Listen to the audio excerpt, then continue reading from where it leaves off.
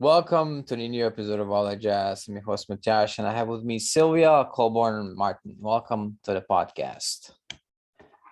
Thank you. Thank you for having me, Matt. Thank you for being on. It's always a pleasure to have new people on. And I think I first probably seen you in a Dr. Hawkins forum. And the way I do it is I scan people's page and look at what they're doing. And if they're doing something that I feel like could be for this podcast, and I'm like, then I ask people. And that's it. So Brilliant. yeah, so you've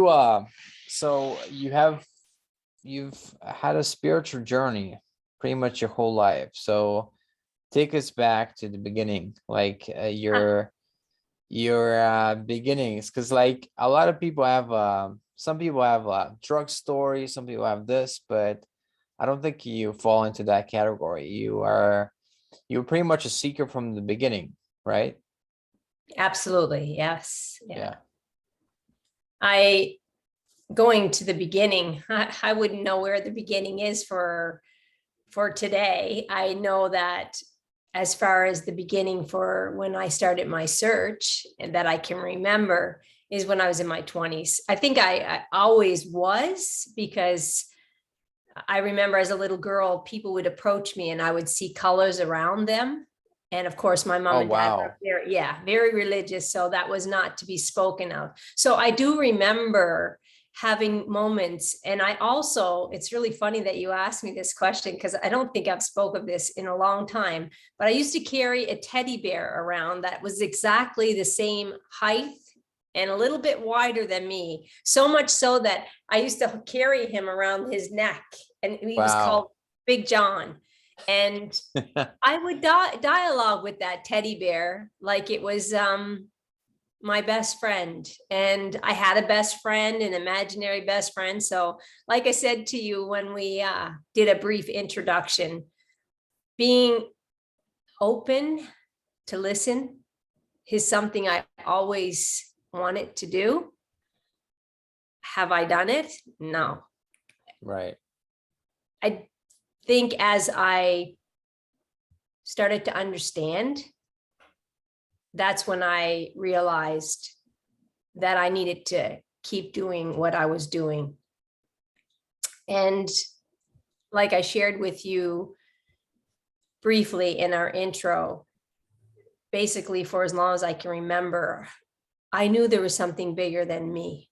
I believe that there is something directing my life, and I just needed to get me out of the way, if that makes sense. Right. And I shared with you my friends when I was in my 20s. My friends were going to to parties, and I was going to powwows. Well, what's a powwow? So a powwow is where Native Americans come together and they do ritual prayers.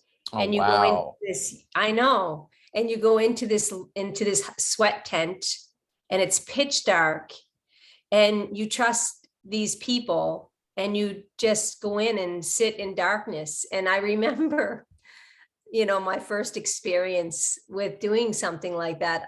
I just felt like that feeling. I'm not sure if you've ever had it, but like I did this before. I was here. Oh, wow. So do you think that's indicative maybe of a past life? Because I studied past life, and I was an area representative for past life for many years. When I first started the exploring of past life, I really didn't know if it was something I was making up in my mind. As I started to learn more about different modalities, especially the hypnosis, that's when it started to, almost like I picked up a puzzle and I was able to put all of the pieces together, and everything started to make sense. And I do believe in past life now. I do believe all of those journeys that I did with fellow colleagues, with, in retreats, in studying of the mind, I believe that they were versions of my soul in past lives. When I was there, like when I was in my 20s and I did that, I don't know if I can honestly say I thought it was past life then. I do Right, now. right. I don't think if I had a direct experience like that. Like, because I've heard stories of people going to different cities and being and feeling like they've been there, and not just the feeling, but like knowing directions and stuff like that. And that to me is impressive.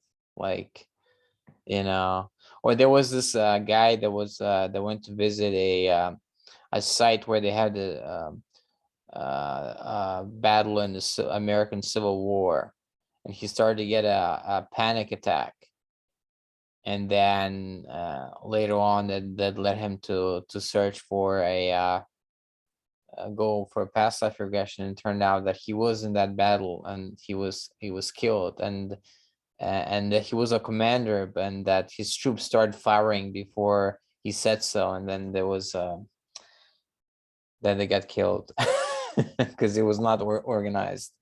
So, but yeah, it's amazing. Like, and even his face, like he found his picture of that commander, and he looked.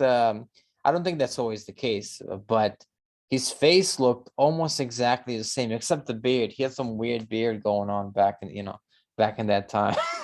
But You say that I work with clients all over the world, and I had this lady, she really wanted her daughter. She was a swimmer and she loved to swim.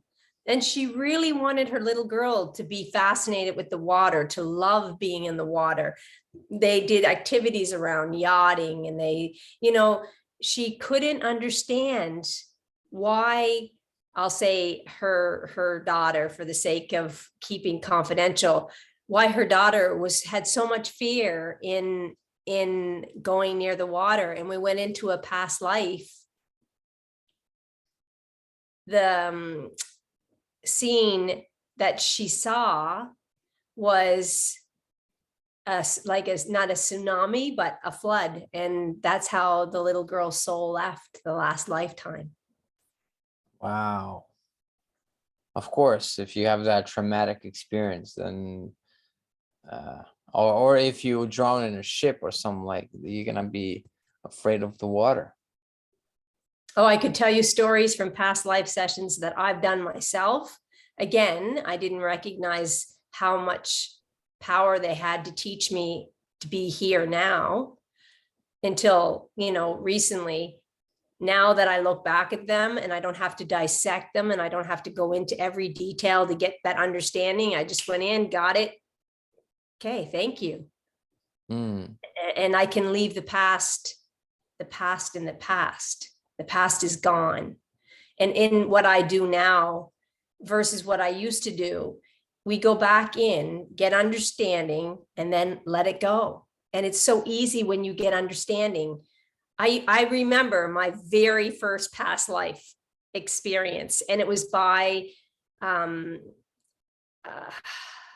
he's very well known. I think he actually has some books. I mean, he was in ARE, Brian West, and Many Lives, Many Masters. Oh yeah, he's very well known. Yeah. Oh, unbelievable. So he did a presentation in the academy that I was involved in my 20s. So this is well over 30 years ago.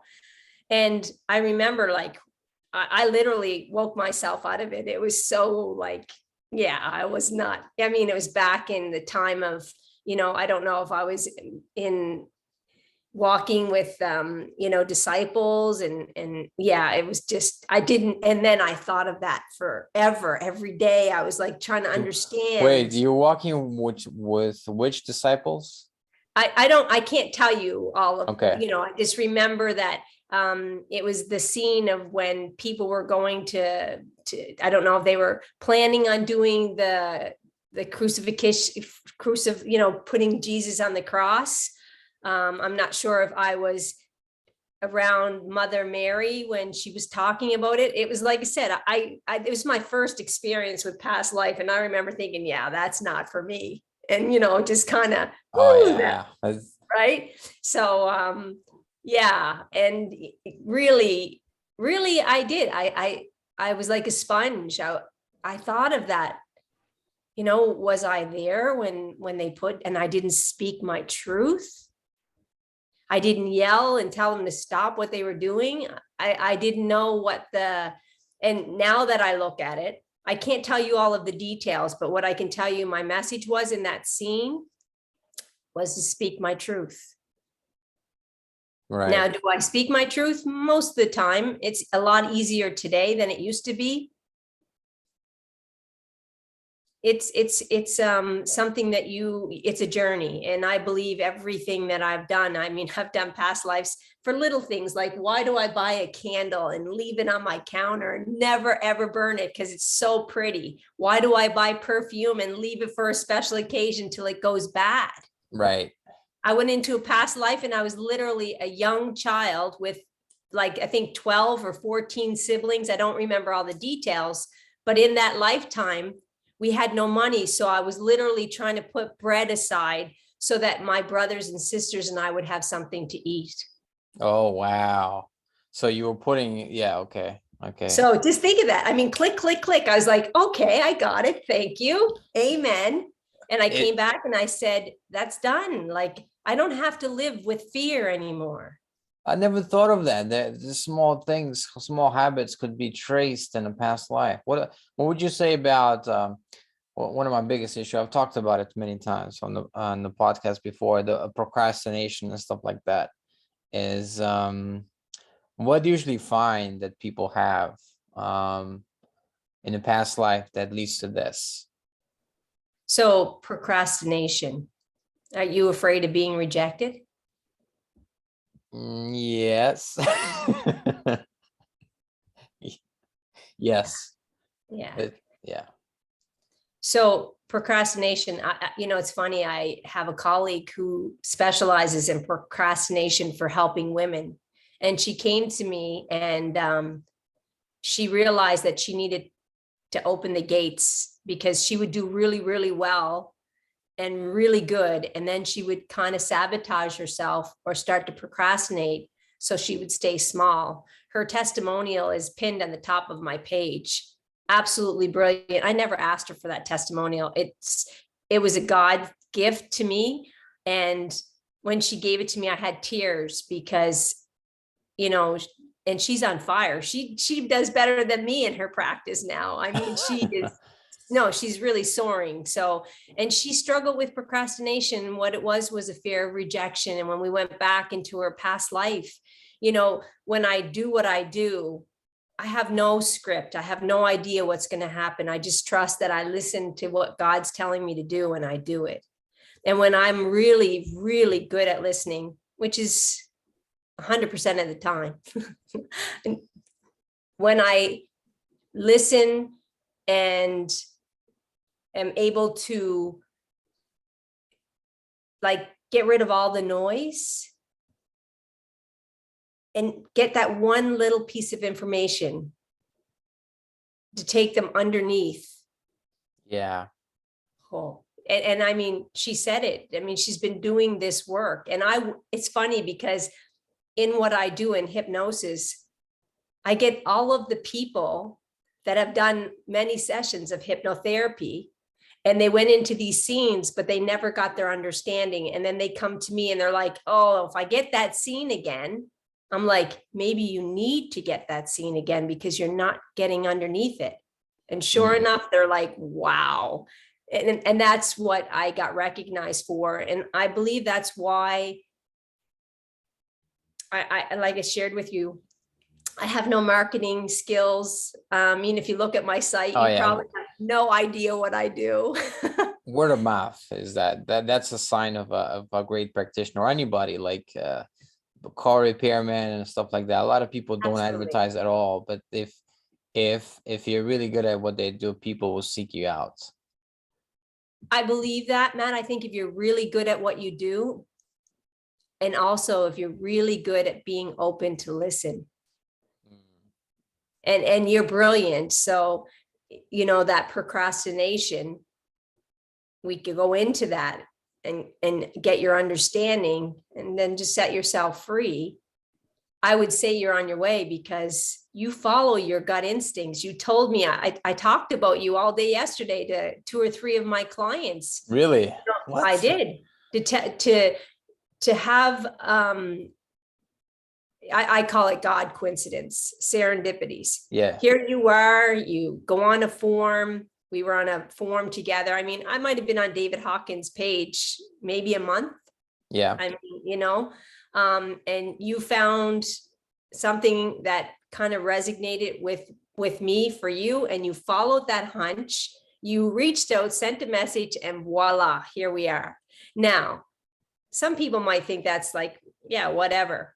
After you and I spoke yesterday, it was like we were best friends. We knew each other. I mean, it was supposed to be, hi, this is what we're going to do in the interview. Yeah, And an hour later, you and I were like, okay, I had a session. So I was like, Yeah. I gotta go. Yeah. So, it's that trust. So I would dare say that procrastination is just a word we gotta, you just gotta let it go. And instead of fearing whatever, I think a lot to do with procrastination is that fear of being rejected. So you were either rejected from a mother or a father or a girlfriend or a partner or a guy friend. I'm not sure, but there's something. Mm. And that's what we do. Right. And there was a moment when we spoke about 2 days ago that I don't know, you asked me something and I got kind of emotional. It was like, wow, this is, if we proceeded along, I would start like the tears would come down because I was like, I was on the brisk of it. I could feel it. Can I tell you something that will Sure. help you? Sure. So that feeling that you said you had, I know when it was. Yeah, I get that. Yeah. Yeah. That word brilliant and really, I mean, I was super impressed. That's what I told. I mean, to interview someone who had no vision, and for you to close your eyes to go into that space so you could really relate to her. I mean, that speaks volumes. And if you could see that light that was around you when you shared that story with me. The light that was around who? Sorry, I don't quite remember now. So when you told me that you did I had asked you a question, and the question was, what you do and who you interview, Oh yeah. which one impacted you? And you told me Oh about yes. Yeah. right? And she was blind. And you Mhm. said intuitively, you just had this feeling to close your eyes. Oh, I put a blindfold on actually. There you go. Yeah. Yeah. Well, Brilliant. thank you. And then I really enjoyed it as well. It was an amazing time. Oh, you shared that, and you light up when you share. And the other thing I do, and this is really, I mean, people will ask me, can you teach me what you do? It's like, I would love to. I don't do the same thing all the time, but there are certain things that I do. Yeah. And one of them is right now, the whole time I'm interviewing you and you're interviewing me, and we have this beautiful dialogue. Really, it's you interviewing me. I'm just, right? But Sure. it's the sharing. I'm looking at this space right here in your eye. So because you get visual information, do you get like you see colors all the time, even through like Zoom like this? It's probably more intense in real life. No, No? it's what you think. So if that's what you think, that's what it is. So it could be the same online. You could see the same. You could just pick up because it's still interaction with the person one-on-one, and you can see the We're energy mesh, right. right? This is a physical body. This is how Matt navigates this world, and this is how Sylvia navigates this world. But underneath this body is our soul.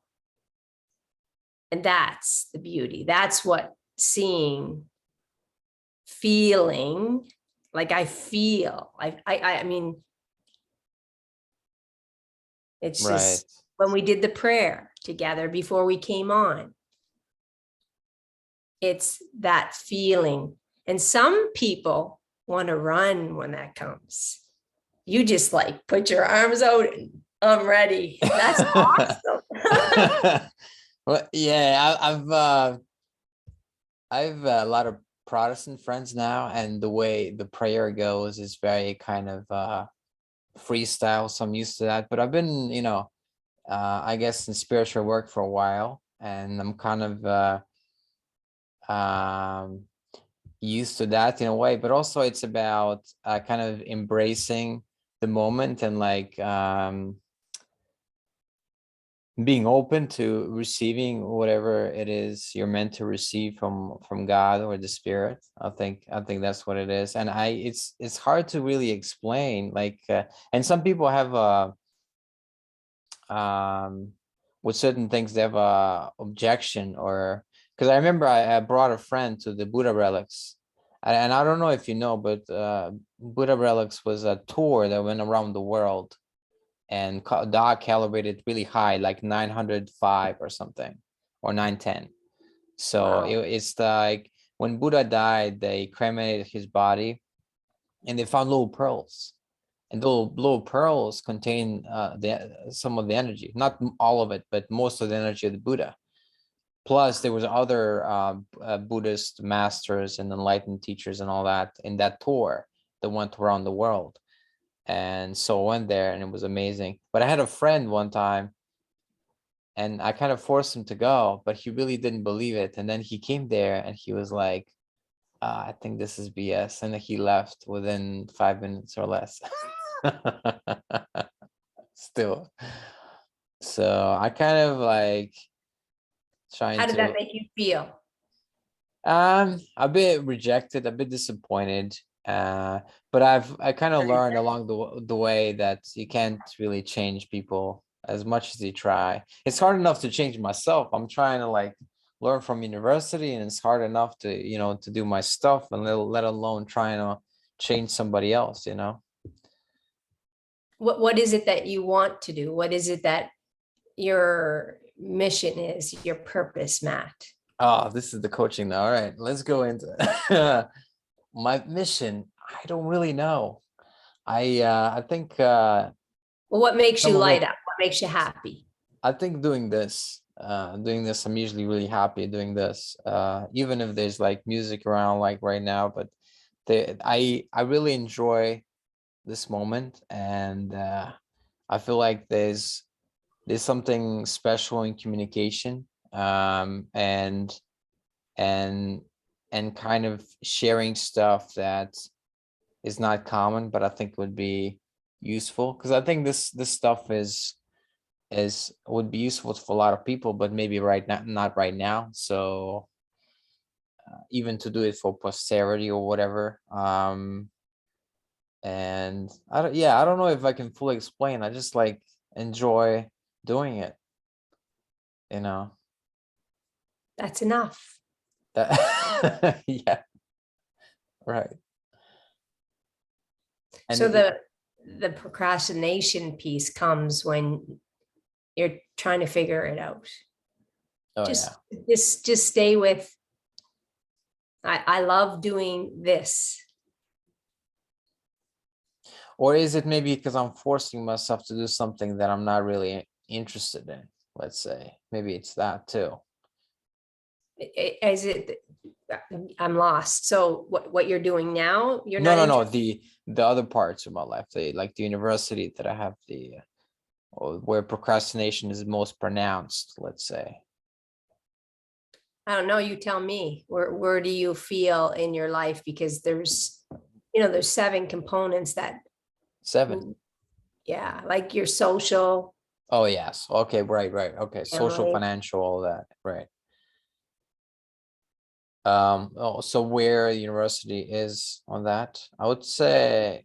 I wouldn't get into narrowing that down. If Okay. if I was if I was to work with you and you were my client and this was a discovery call, I would just ask you what it is you want. And If it's to do what you're doing right here and be able to do it and make be financially secure, I would get you to go into that. I don't need you to go into all of the understanding of, what am I doing with the college stuff, all the other stuff. It just, what makes you light up? What's the star on the Christmas tree? You hit the button and you light up. If it's doing this, then you need more of something with this. And I'm assuming financial income, correct? Sure. Yeah.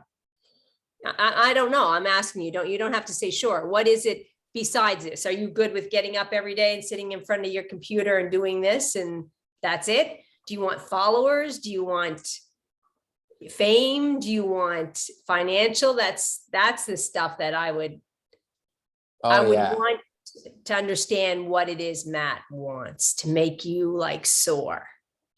Yeah, I don't know if I fully understand what I want. Maybe that's part of the problem. Well, you're young, and I wouldn't say it's a problem. That's part of the playgrounds. Let's play. Okay, all right. I know. I like the way you recontextualize it. It's not a problem. Maybe it's an opportunity. You're just absolutely right. Yeah, and it's about discovering that. Yeah. I work with a lot of men, and actually I work with women now because the roles are getting so, this power thing for women. Oh yeah, masculine right? women. Yeah, of course. Yeah, I met a lot. There's like right now, I'll be honest with you, Matt. People call me and they're like, "Are you past life? There's in between life. There's like," it's like, listen, what I do is whatever it is in your here and now, we're going to understand where it came from. So if it's in your childhood, if it's in your past life, then we're going to go there, because it's affecting your now. And that's really all that matters. And when you're in a session with me and we go in like your DNA, when you go into that, you get the understanding, then you don't need all of the other stuff. I really believe that. You go in, you touch down. And for some people, I shared with you, stepdads sexually abusing their children in front of their siblings. And I'm on a call and I'm working with this beautiful soul, and she feels disgusting and dirty because somebody did this to her, and she goes back and she can see that she was a little girl. She loved her stepdad. She trusted him. She didn't do anything wrong. Right. That's it. And then there's some really special tools that I've been given, from God, from incredible teachers, to put the past and leave it in the past and now move forward and leave the guilt and leave the shame and leave the fear of rejection and the fear of sabotaging yourself. It's funny. I thrive on, learning about other teachers. That's why I went into David Hawkins, Anthony Robbins. He's not my favorite with his language. Right. And some of his beliefs, but I tell you, he's a guy that can go in and like get you to get out of that fear. And when I was in my 30s, I was working at a hotel chain, and I was the one that booked his hotel room, and I had to look after his, he had all of these things that he wanted in his room. And really? I thought to myself, and this is Sylvia in her early 30s. And I'm thinking to myself, this guy goes around the world. And I was going to see him the next day because he was doing personal power. It had 8 steps or something. Right. He was doing this in Halifax, Nova Scotia. And I had drove 5 hours from Cape Breton, where I lived, to come to our sister hotel to make sure everything was all keen, because I got this account and I wanted to make sure. And I was really surprised at the little details. Like a man that just, you look at him and he's got power written all over him. His hands are massive. Right. He's a tall guy. Yeah. He's like 6'7" or something. Like he's really tall. I didn't even know. I just remember like his aura or his his energy field. It was massive. But to have Mm. so many little details, I remember thinking Well, that. what did he want? I'm curious. What did he want in the room? I don't remember the Okay. specifics, but I remember thinking, I don't know. I hope what I was thinking to myself, someday, if I ever get to a space where I can influence the world on a massive level, like somebody like Tony Robbins, Yeah. I would want to keep my integrity. I would want to remember the little things and not get too hung up on. I mean, maybe that was part of his ritual, because I do know that he has a ritual prior to shows and stuff. The details of things, sometimes I do sessions, and in every session I give recordings. And when you said your name, I was struggling with it. So you said, just call me Matt. Yes. That showed me in that statement that you're a guy that's not going to let the little things bother you. That's beautiful. Mm. I have clients, they'll spend 20 minutes of a discovery call. The name. Yeah. And I'm like, wow. If that's what you have to worry about, you're golden. Well, And yeah, doing it without judging, of course, because I mean, it's important to some people to hear their name correctly. I'm okay with, right. people call me Sylvia, they call me Sylvie, whatever.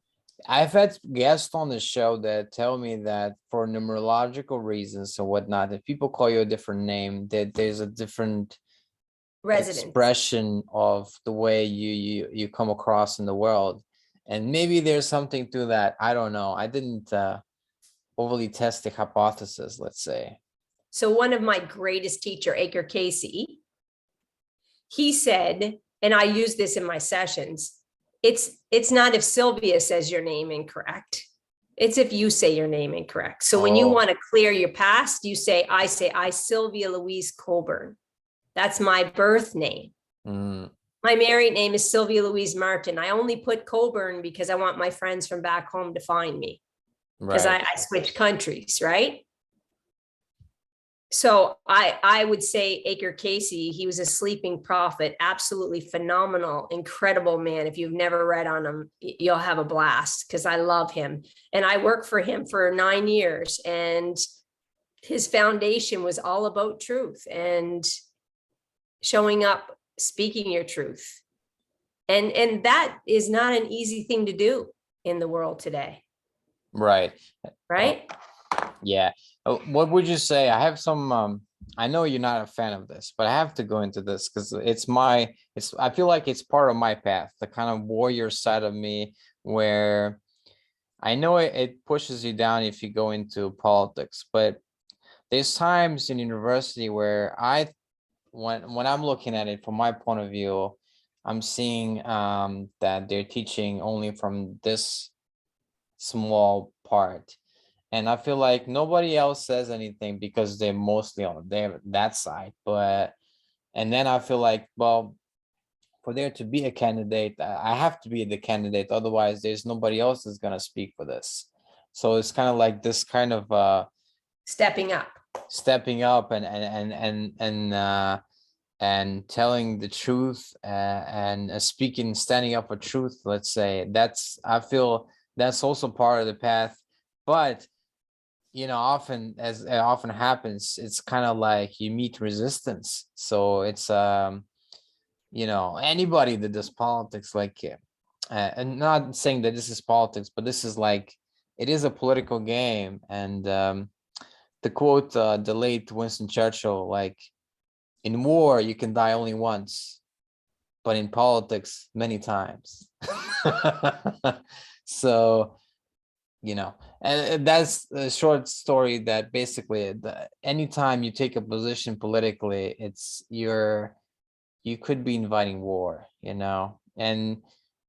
that is very true in today's world. So I guess my question is, how do I deal with this?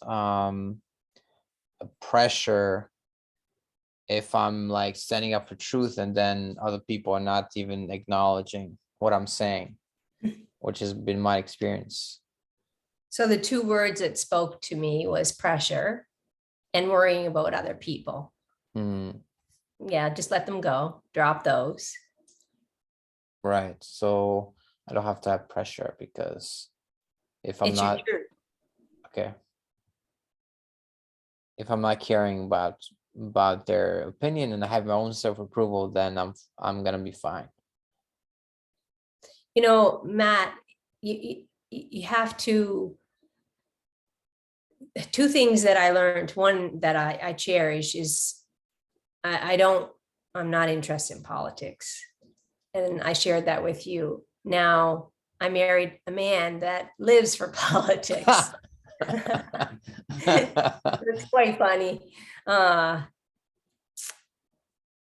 And he always says, you know, you need to be informed. You need to be watching the news. You need to know what's going on in the world. Those are his statements to me. And I'm like, yeah, what I need will find me. Right? So he's black or white. Yes. I'm all gray.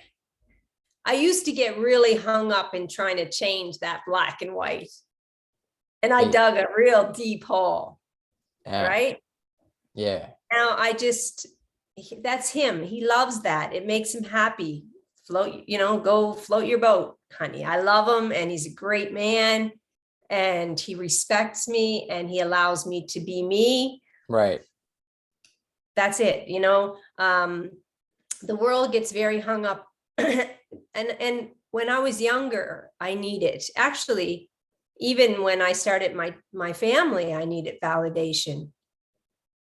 When I let that go, ooh. Yeah. And listen, I'm not going to pretend that I don't give it. I'm not going to pretend that I don't care what other people think.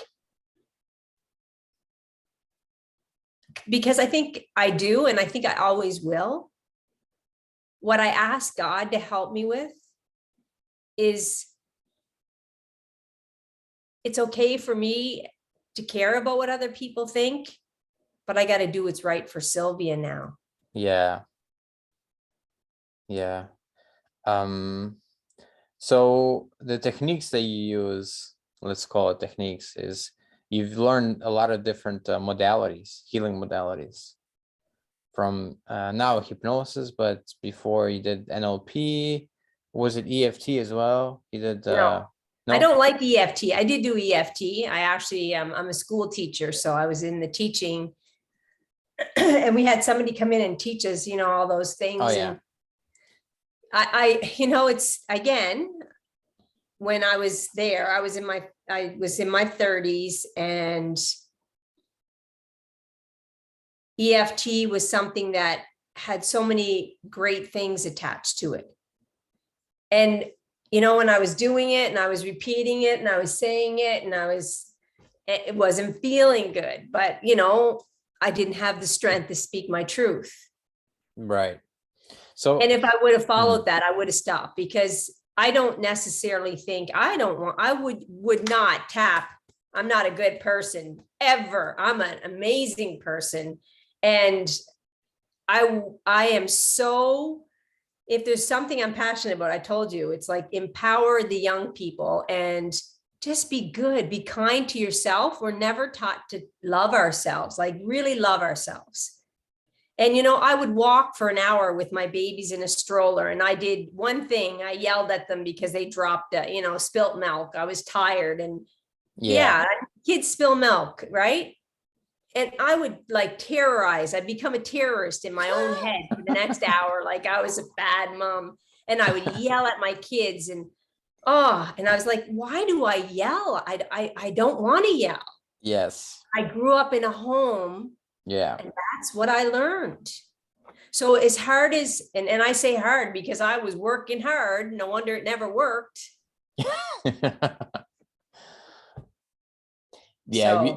We often repeat the pattern from our parents. Not often, we do. We do, until right. we don't. That's it. There's And that was one thing, I mean, I really didn't want to do. I knew 3 or 4 things from my mother and father that I did not want to repeat. They're called samskaras in the yoga world. Yeah. And it's repeating the same old, same old. I knew there were certain things I didn't want.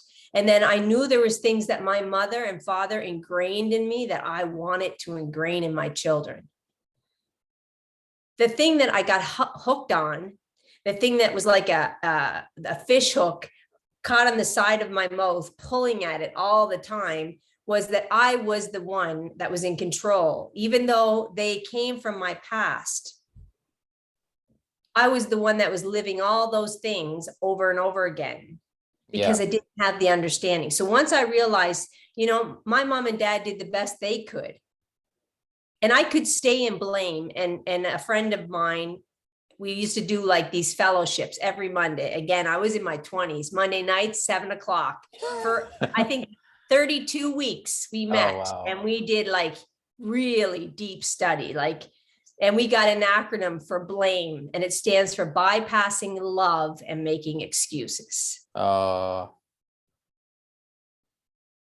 So would you say that anytime you're blaming another person, there's a lot more that can be like Satchidananda had this analogy where he was like, whenever you're blaming somebody, it's like it's like this, there's 3 pointing at you and there's the witness here. I like that. You know, these things right here, Yeah. they're like remote controls. You know, we pick up a TV remote and we touch it, it's on and off. How many times do you navigate your day by what your hands are doing? What do you mean? Well, right now I'm here with you, so my hands are in prayer pose most of the time, or clasping one another. Okay. To really stay present, right? And to listen to you, to really listen to you, not to respond to you. Right? So Satchidananda, he was really, really good at teaching people what you notice in another person. When you point the finger, just turn it right back at yourself. And that's the work. I mean, we complicate things, Matt. We make things complicated. I want it simple. I want it, just tell me what I'm doing wrong. Yeah, exactly. Just give me a simple answer. And you know, the other day when we spoke, you said, oh, I knew you were going to tell me to say it better. Yes. I said something like, you know, my podcast is pretty small now. And you were like, oh, actually, you can say that better. It's growing. Yeah, it is growing.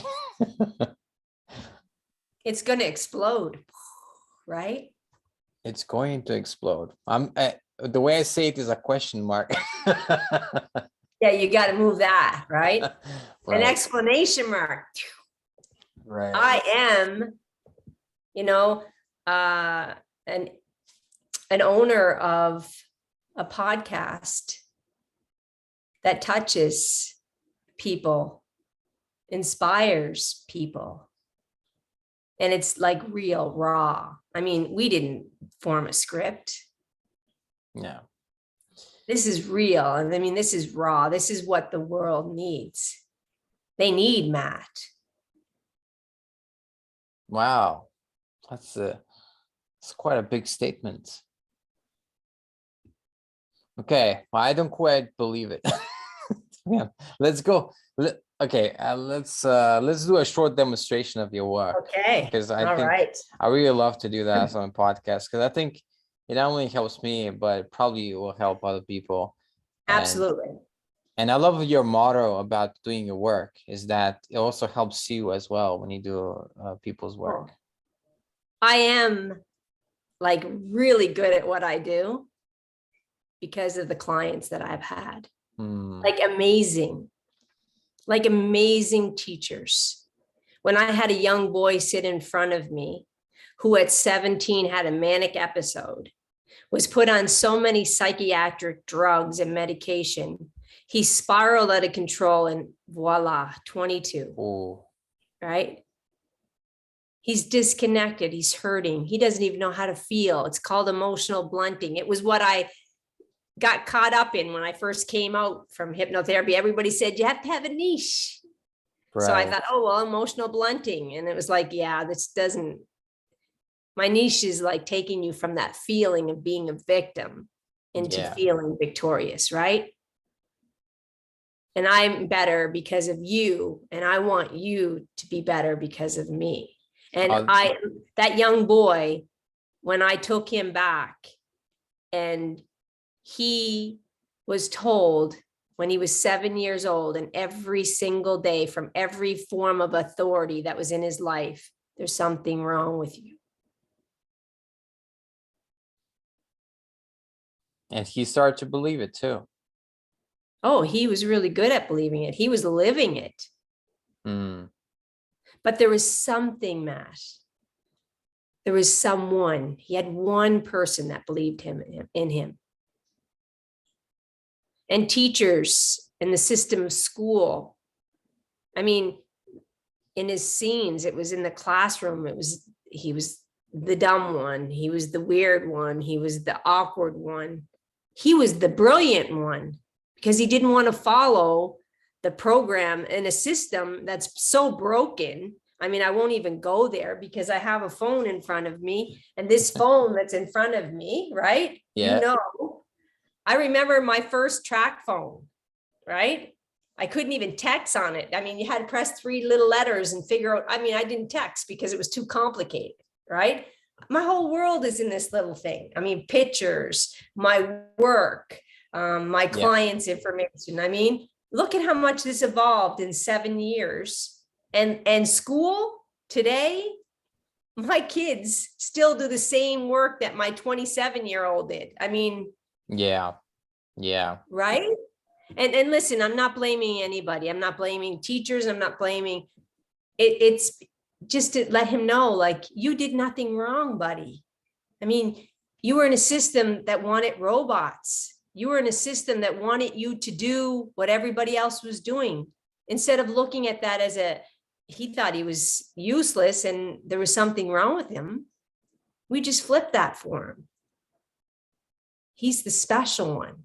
He's the one that rebelled all of that. The problem that he got into was the psychedelic drugs and the medications, you know, God love him. And I mean, he's 100% better, work with a pharmacist and pretty much off all of his medication, doing amazing. He had so many labels of so many things. I mean, I didn't even know what half of the labels were that he was telling me. Oh, wow. Yeah. So. Yeah. Maybe I don't need to go to university. We'll see. I mean, I'm still actually debating with myself. I've never been fully 100% in. I was always like, yeah, it seems like easy. Let's see what happens, you know. So let's do this mini session. Okay. For Matt, and what I would do, and what it has to be really crystal clear for me, is what is it that you would want? What is it, something that you'd really want? To have a clear direction, or to because I procrastinate in a lot of areas of my life, it seems, to be more proactive in my life, I guess. It feels like we're doing a set. I know it's recording now, but it feels like it feels like I'm somewhere else now. Yeah, I want to be just more proactive in my life and go towards things I actually want to do, or do more of this.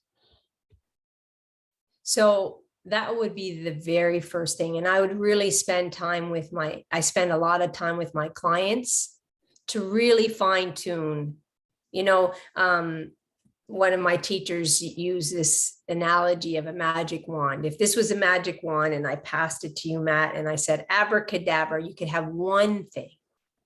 What would that one thing be? Just one thing. Just one thing. It's not a buffet table. It's one thing. To be self-motivated. And what does self-motivated mean to you, Matt? Do not wait for outside nudging or approval or disapproval or whatever, but to go for the things that I want and go for it 100% with, like, perseverance and all that, going all in. Yeah, that sounds good. Okay, so in a mini demo that I do with groups, we wouldn't specifically go into your triggers and into your scenes. So I will guide you through that and you'll see it. And then you and I can talk about that after. But for the sake of, a live demo, what I will spend time with, because, my sessions can go anywhere from 2 hours to 3 hours, sometimes 90 Whoa. minutes. Yeah. And the hypnosis piece, pretty easy.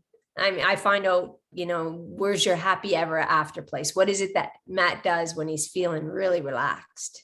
Where is that?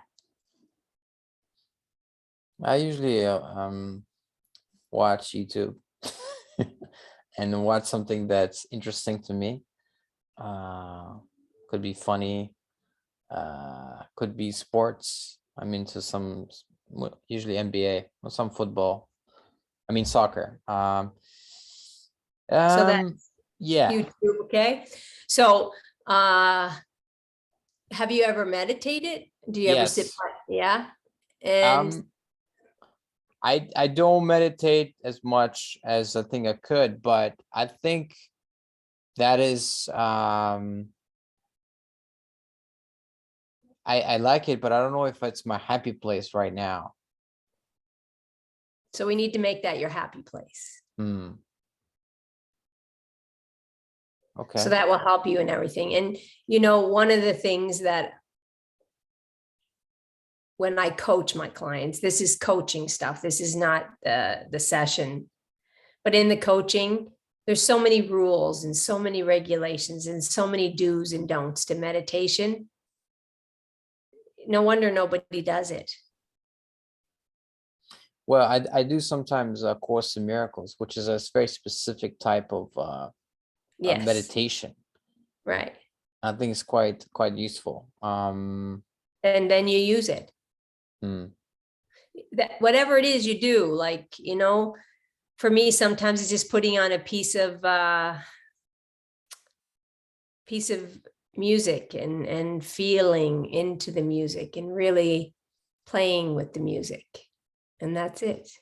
Sometimes this is one of my favorite pictures. I have it here because a lot of my clients love it. Yeah. Sometimes I just be that. That's an amazing thing that nature does, isn't it? That's what you do right there. That's you. That's Sylvia. That's Matt. That's every single one of your listeners that stop and notice this podcast. We can't worry about out here. We just need to do this. Be all in. And so it's sit and look at that picture for a second. That's my meditation. And I did it. I meditate every single day. Sometimes in the winter, today I went out and I made infinity symbols in the snow. And I prayed. That's my meditation. Get rid of all the rules. Look at a tree. Bask in its amazing strength. Notice the squirrel jumping from each tree. Oh, yeah, that's meditation.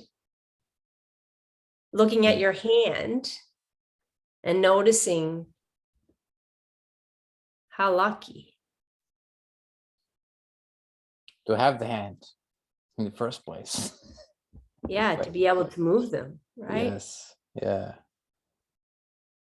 I work with clients. I'm a yoga teacher, and I work with a man. He was a surgeon, and his hand, when he couldn't put his hands together, like that was it.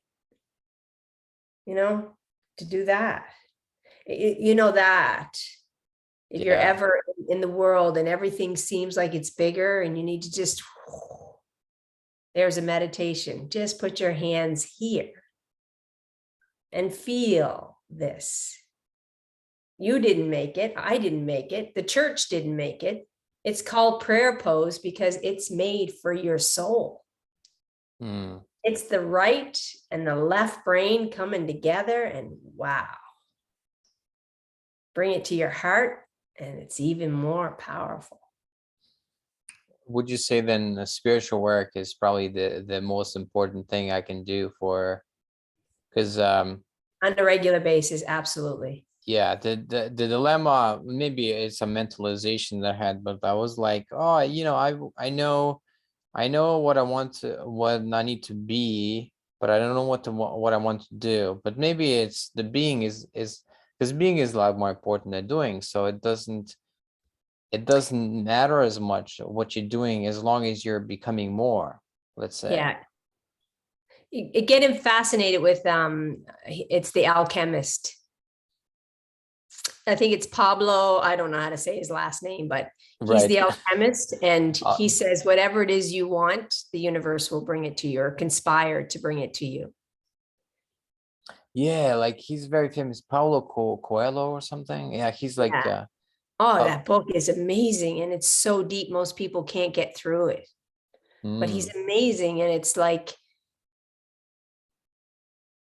just go underneath the journey of the young boy and go underneath. He's searching and he's searching and he's searching. And at the end, he stops searching. because he found it within. He was that all He along. was. Yeah, I guess that's also So just surrender more, Matt. Just surrender in your life. Don't try to figure it out. Let life show you the way, and pray. Ask God. Ask your soul to keep you really alert. yeah.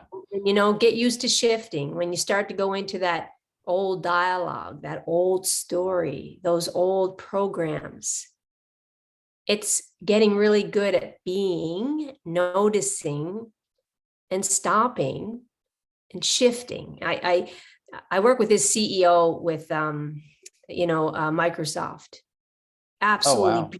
beautiful man. And he was struggling with depression. He had all the money in the world, and he had the life everybody wanted. He just couldn't be happy. He couldn't enjoy his life. And in our session, he taught me how to make a profile because he's a genius. A profile for what? He said, just change my profile. He said, Sylvia, I changed my profile. Brilliant. Sylvia takes that and I skip on to my next client. Let's make a new profile. Hello. He was brilliant. He was a gift to me. And he's soaring. I mean, he's a Microsoft genius, makes big money. He realized that he wants to do this kind of work. And Really? yeah, like, Wow. I know, right? And now he's training. Now Really? he's training. Yeah. Wow. That is impressive. Meditating every single day.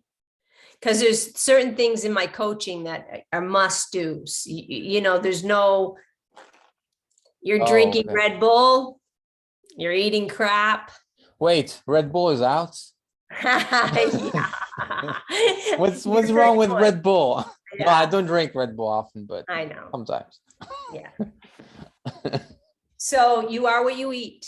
You are what you watch. You are Okay. what you think. And listen, I have three incredible kids. They are my greatest teachers.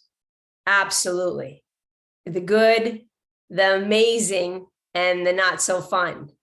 They have been the greatest teachers in my life. And I have a son who taught me the power of practice. He lives in a town in the middle of nowhere, and he got opportunities to go pro in soccer. Wow. Oh yeah. I mean, I could tell you his story. It's absolutely mind-boggling. Does he see himself that way? Not even close. I mean, opportunities, he's got determination, he's got it all. You know, my both daughters got hearts, you know, my oldest daughter got a heart of gold. If everybody that said to me that, you know, she's so kind, you know, everybody has something. A good parent, a good mother, a good father, a good friend helps you get that. And that's what I do for people. Like, some people call me divine mother. I laugh at it, and I have to take that but out. So the divine mother in me wants Matt to live your happy ever after. And that's why what I do works, because that's what I want. And that's a really crystal clear contract with God. And I ask, when I come to my clients, I'm all in. My kids know for the next 2 hours, don't bother mom, because I'm in your zone. I'm all in. And people say that's what sets me apart. They'll call me, you know, I'll be walking or I'll be listening to a podcast, or I'll be reading a book, or I'll be in a yoga pose. And if you're my coaching client, and I have that field open still because I'm working with you every week, you should see what happens to those clients. I had this woman, I mean, again, absolutely. She markets for, and she's a marketing genius, and she's going to, you know, help me with my page. She's like, Sylvia, we need to fix. I mean, I never had a professional photo taken before. Wow. She made me do a photo shoot. So, I mean, it's, you know, you talk about God serendipities. She was a gift to me. She was my client, but hello, thank you. She made me I had the best day ever doing photo shots. I mean, I'm like, yeah, I'm not going to be that person that, But it worked. Oh, it does. It changes that perception, that image. And am I still going to do everything Sylvia does? Yes. When I'm with you, there's certain things outside of that it's okay to do too, you know? And I needed to give myself permission to be on that. But anyway, we could talk forever, and I want to be able to give you a little session here. So yes, tell me what else it is that you want. So let me just share with you, because absolutely stepping up, telling the truth, standing for your truth, you know, being, having perseverance and not worrying about what other people think, not needing or seeking approval or validation from others, feeling that approval and being able to show up for yourself every day. Yeah, that's quite a lot, actually. That's a lot. So it is quite a lot. And Matt, it's all in the same bandwidth. So if I was working with you and you had depression or PTSD, and then you wanted your confidence lifted, or you want to work on sabotage, they're like different webs of a spider. Right. Worthiness, not feeling like you're enough, procrastination, loving self, it's all in the same bandwidth, right? Confidence. Yeah, I had Doc's books, Dr. Hawkins' books, they have references. And one time there was a reference called When You Reach the End of Your Rope, Let Go, something like that. It was a meditation book, but I found out the guy was doing sessions. So one time I had a session, like, this is years ago, 5 years ago, I had a session, and within the first 15 minutes, he asked me, why don't you like yourself? Like right away. I was like, ooh, this hit this hit hard. I couldn't afford more sessions. I just had that one session with him, but it was like, wow, that's amazing. So that's something that we would change right there. That just threw an anchor into the universe. What do you mean? That just threw an anchor? I couldn't afford. Oh yeah. Oh right. All right. Okay. At the time. So be careful of the stories, right? So like, don't add that. Don't add that. Just say at the time, you know, don't throw that in, because it's a sinking ship. You just took something really good and you sunk it. I didn't realize. So because I said oh yeah, I couldn't if I say I couldn't afford it at the time, that's just a statement of truth, and also it's not limiting me to where I am financially. Right. Uh-huh. So it's the same old, the same old recording, the same old confidence. Right. You know, sabotage is a form of not believing in yourself. Not believing in yourself is not walking. Here I am. So it all comes back to not loving yourself then, because self-sabotage, otherwise you wouldn't be self-sabotaging. One wouldn't be self-sabotaging.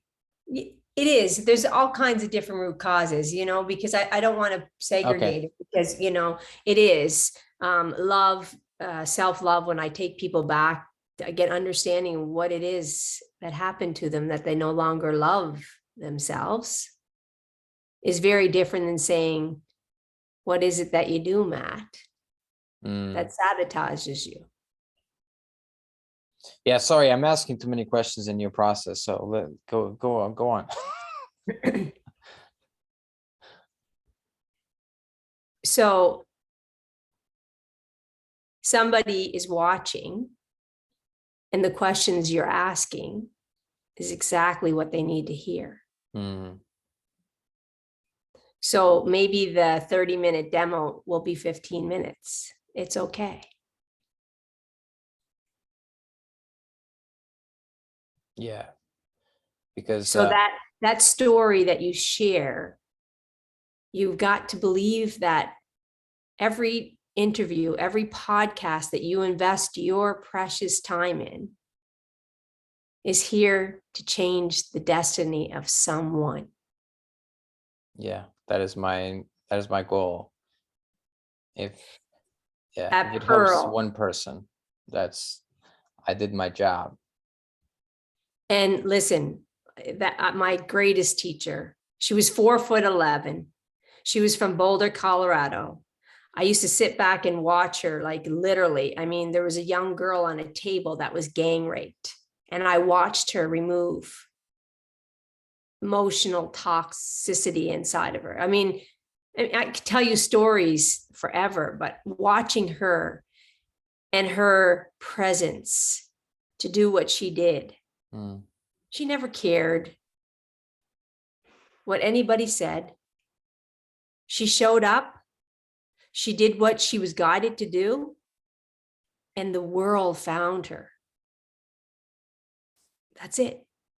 You got to realize that you were brave enough to start this. I mean, I think it's absolutely brilliant. I love that you did this, and I think it's brilliant. And if one person sees this video and it resonates with them, then you and I are actually, I'm good now because you're my one person. Exactly. Yeah. That's it. Well, there'll be a lot more than one person that'll watch this. So so we're going to start, and I'm going to put some music on in the background. And you do have music still going in your background? Just a little bit. It's in the other room, but okay. No matter. So I'll put it on. If they hear it, then that's great. If not, it's not a big deal. And then you can just listen to my voice for a couple of minutes. Okay. So we're going to start with some, just take a deep breath. Inhale. And then exhale.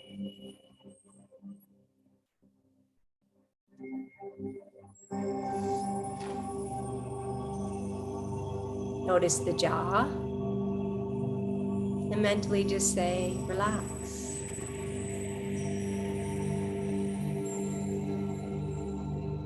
Notice your shoulders, man. Just let them go and relax. Just inhale, exhale. Notice the space between your eyebrows, and with your eyes locked shut, sealed tight. Look through that space and go deeper now.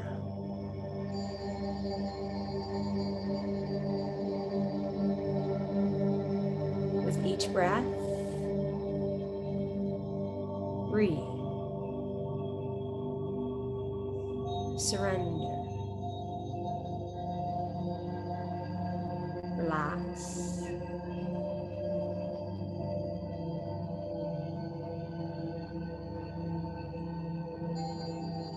Feel the breath going down into the center of your heart,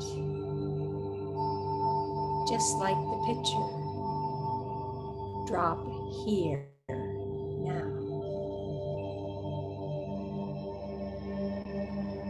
And as you feel your breath going in and down into the heart, rippling into every space in your body, mind, and soul, trust, release, surrender. And for the next little while, the only sound you'll hear is my voice. And every sound will take you deeper in and down. Just breathe. That's it. You did it.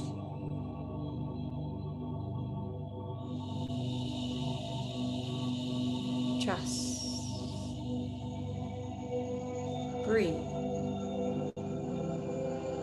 Repeat.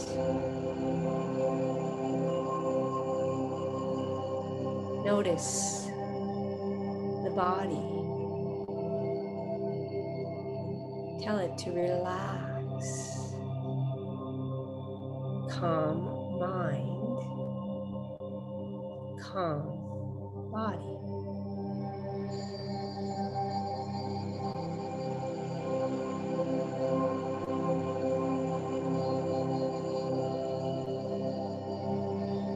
You're exactly where you need to be, doing exactly what you need to be doing. Trust.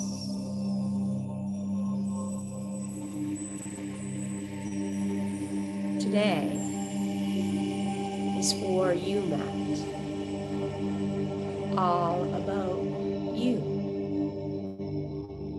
The perfect temperature water is being poured into your crown, filling you up. At the bottom of your feet,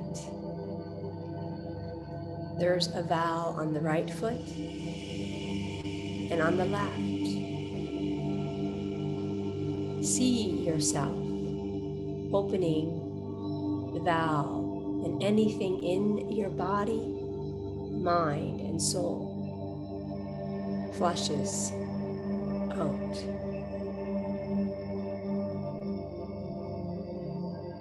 It's like dirty water being drained down. Just for a moment, you can go back to a word, a picture, a scene that has to do with why Matt sabotages himself. What is it inside? Something that you do, something that you say.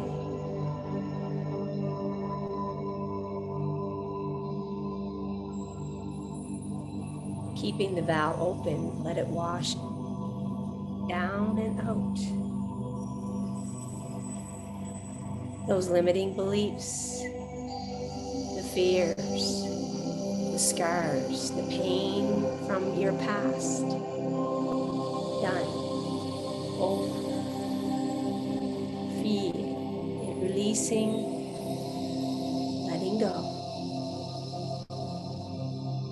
I'm going to leave you here for a moment. Let your mind go to the exact event. It could be a word. It could be a scene.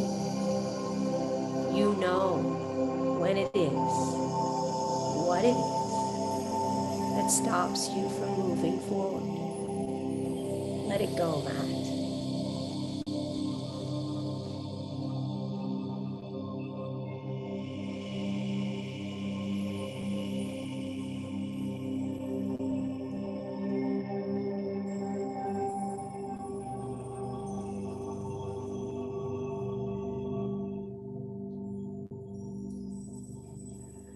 And when you're ready, mentally see yourself going to the bottom of your right and left foot.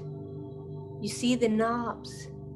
You reach your dominant hand and you close the valve.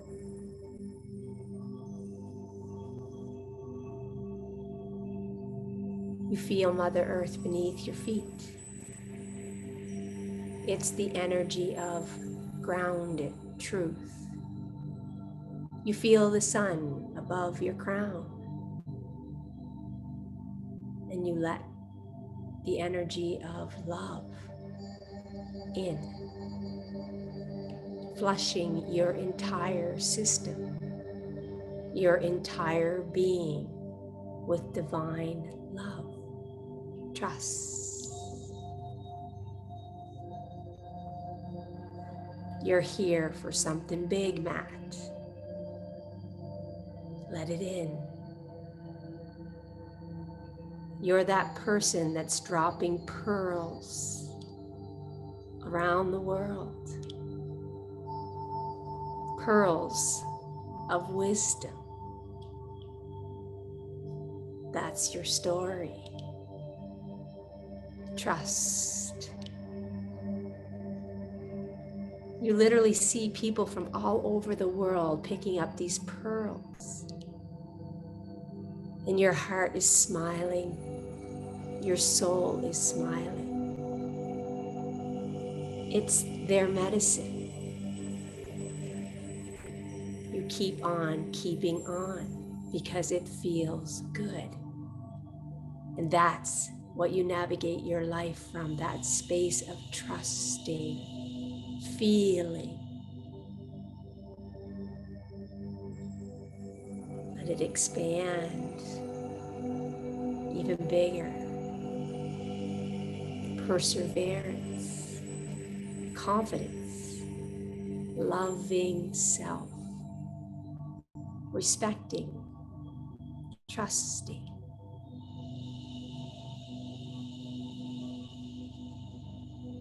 You see yourself speaking your truth, and it's easy. You're exactly where you need to be, doing exactly what you need to be doing, and it feels amazing.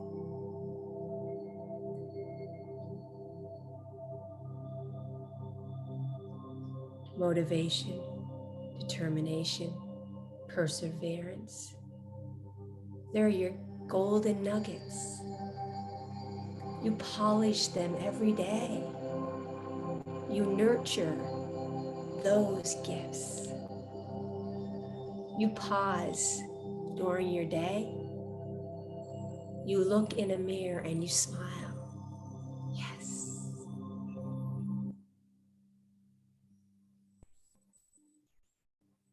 Give from your heart, your soul, and that's enough. And the only approval you need comes from within. Yes.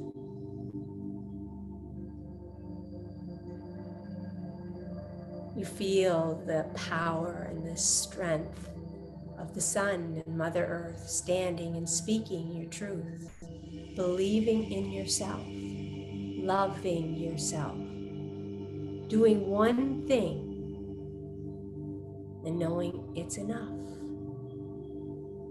Keep on keeping on. I like me. I am more than enough.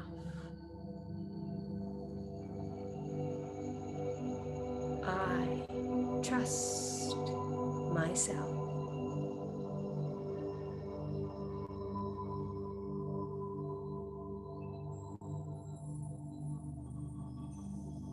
And as you feel this energy being flushed into every cell, every pathway, every system in your body, mind and soul. It's like putting on your favorite t-shirt. It just feels good. You did it. You're here. Home. Past is over. Present is clear. Future is safe. I, Matt, am giving myself permission to shine. I am trust.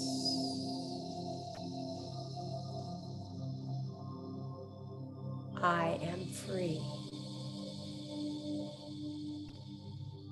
I got this. And every day as you journey into your day, you'll hear my voice. It will go with you wherever you go. You'll remember these words for the rest of your life because they belong to you, Matt. It's your DNA. Say thank you. Feel that smile in the center of your heart like the picture, rippling not only to yourself, the people you love, to the people that you will touch. And you do it because it feels good.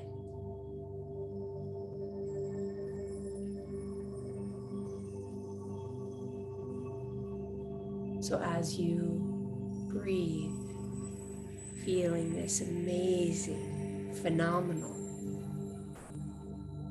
massive energy, it's expanding. You feel yourself becoming lighter, explosive in a good way. Like, boom, I'm here. You found me. I did it.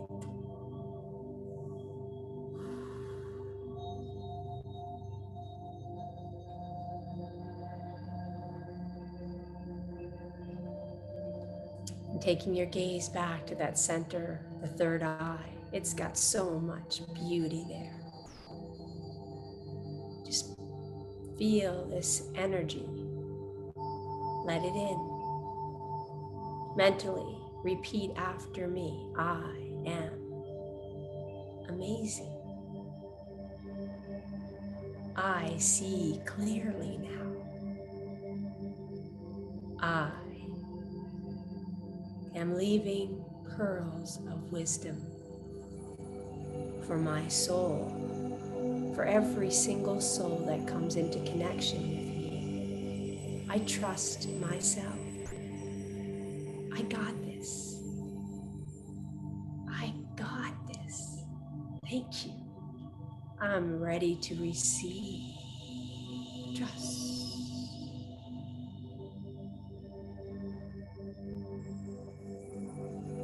Before we're done, calling back all of those pieces that left Matt, that left your soul to keep you safe.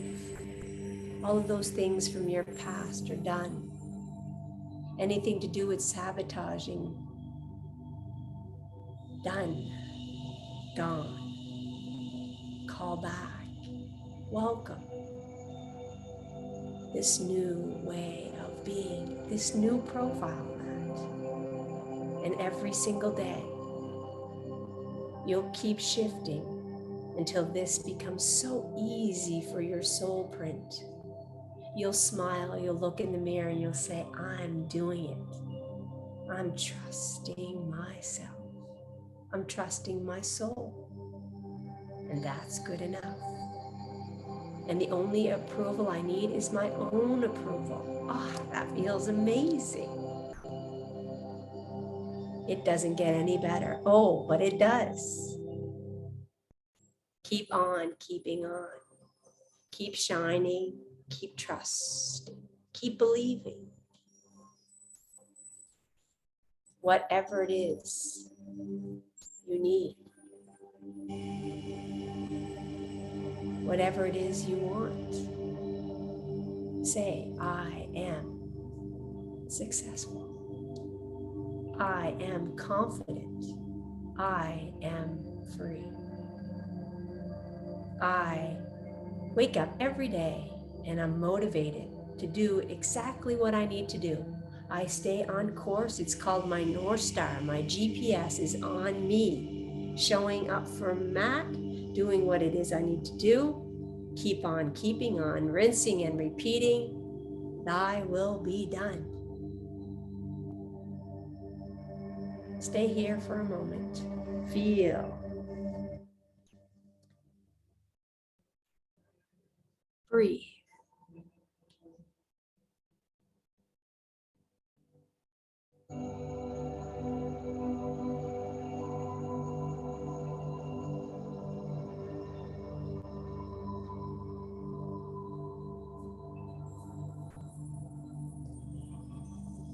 And when you're ready, knowing today was about a transformation, it was about imprinting in your soul, your medicine mat. Done. Mentally say thank you.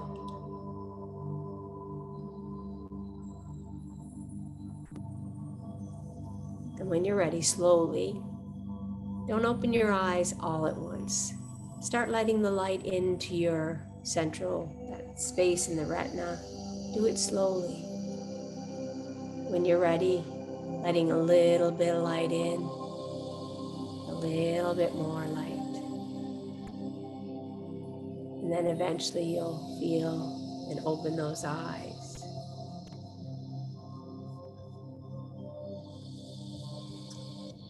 Whoa. That was wow. I went into some nice space. It was all very relaxing. It was very good. I like the music too. I think the music helped a lot. Yeah. And by the way, you didn't hear the music because I have headphones on. It's just that before I heard some music, but now with your music, I didn't hear anything. It was just like, yeah.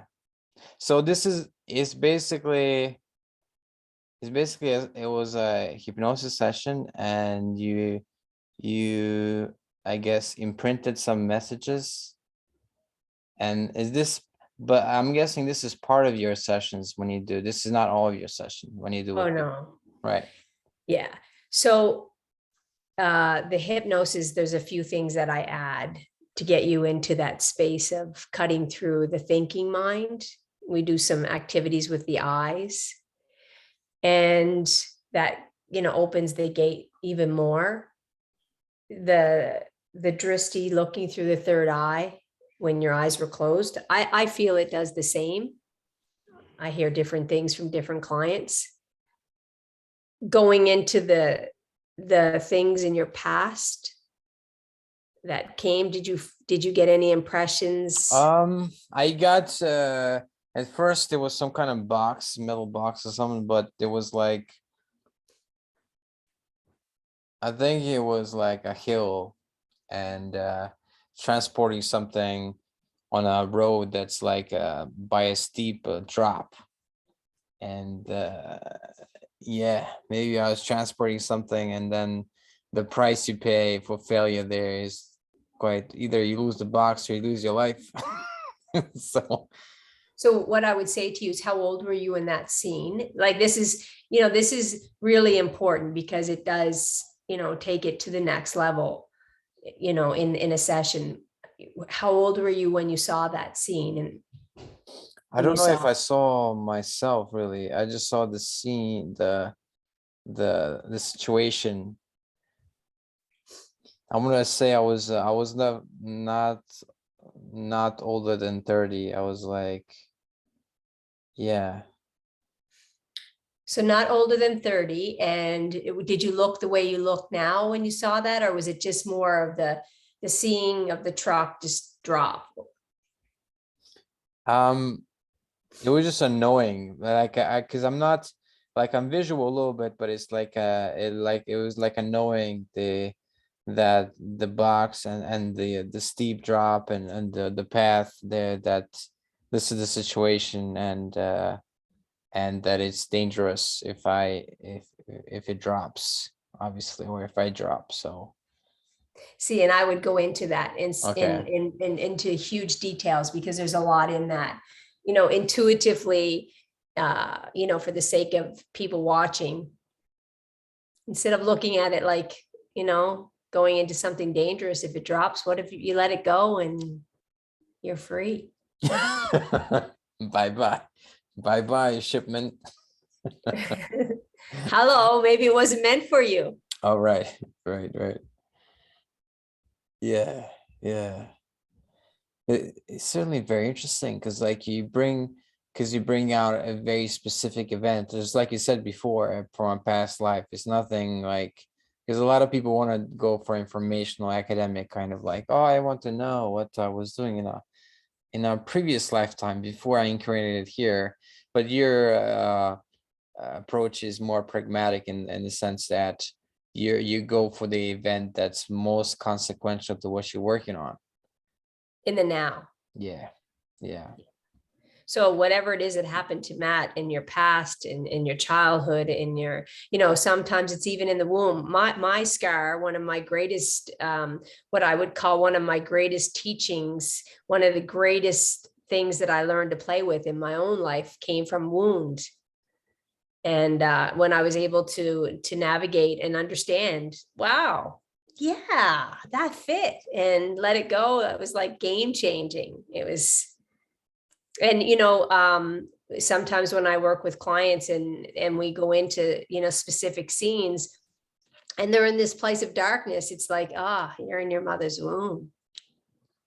Mm, And wow. then, you know, I navigate into the womb, and you know, it's amazing. I have a daughter right now who's due any day to have a little girl, and I tell her, you know, talk to your baby and realize I really didn't know, Matt. I mean, I was working with very dysfunctional children when I was pregnant with my youngest. With my oldest, I was a personal trainer and doing, like, loving what I was doing, and motivating, inspirational, inspiring. With my son, I was literally, I mean, navigating the most awful scenarios in the healthcare crisis, you know, taking children out of homes because their parents are addicts and giving them 9 weeks to recover, and then seeing that child be put back in the home only to be taken out again. I mean, Oh, it's, wow. So yeah. that And I affects was, the child then? if I would have known what I know now, I I certainly would not have done that work.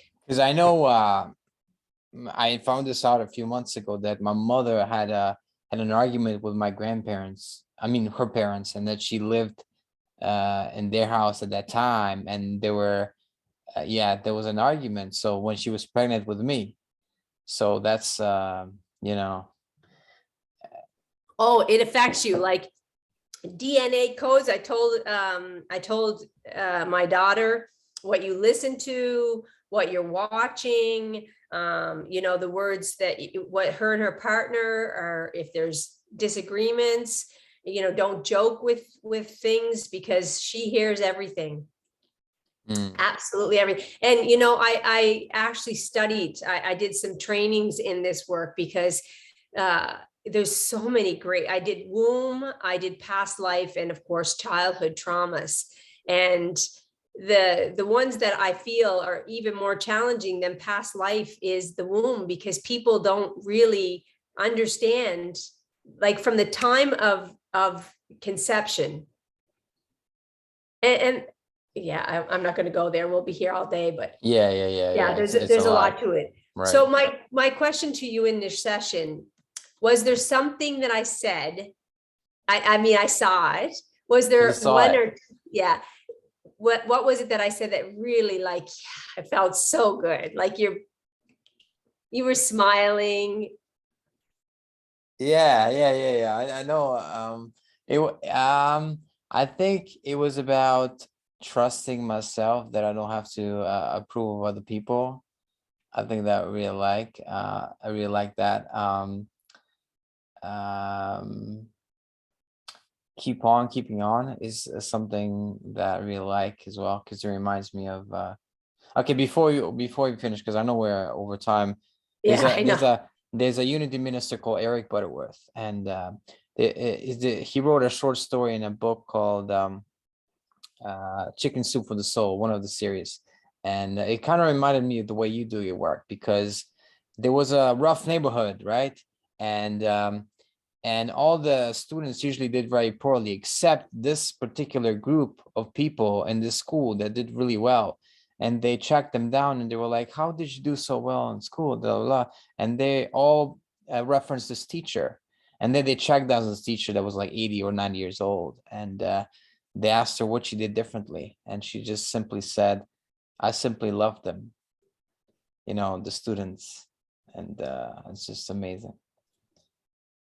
Cool. So any last words before we part? No, it's really fun. If it was something that I would say is, if you could clip that clip that part, listen to that for a few days and let it really go into your system so that you can, keep shining and keep doing what you're doing and keep sparking that light into everyone. Thank you. I'll do that. And I'm always here, Matt, always. I really appreciate it. I really loved everything about it. And yeah. Ditto. All right. Sylvia Louise Colbourne, everybody. Thank you for being on. Thank you, Matt. And thank you for listening or watching the podcast.